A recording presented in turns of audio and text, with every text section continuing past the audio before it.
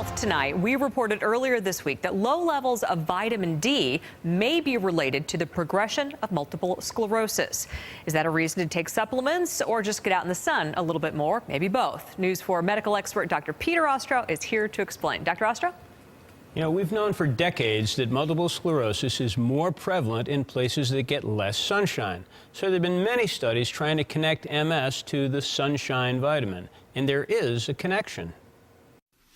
Western New York has one of the highest rates of MS in the world.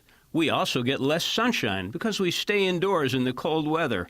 What's the relationship? Could it be low vitamin D? Just by the low level of vitamins D, you are not going to be able to explain the disease, because why people who have low levels of vitamin D do not necessarily develop multiple sclerosis. So there is probably something else needed to develop the disease. Dr. Zavadnov is head of the Buffalo Neuroimaging Analysis Center, part of the Jacobs Neurological Institute at Buffalo General Hospital. He's been involved in several studies of vitamin D and sunshine in MS. On this scan, you can see the cavities called ventricles inside the normal brain. In MS, those cavities enlarge because the brain shrinks. Here you see the lesions of MS, these white areas in the brain. As the disease progresses, they enlarge and become more numerous.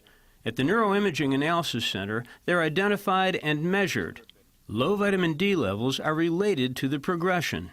The vitamin D levels over the first 2 years in the disease may be predictive of more disease progression, both in terms of MRI and clinical activity. But he and his colleagues have discovered that sunshine is related too.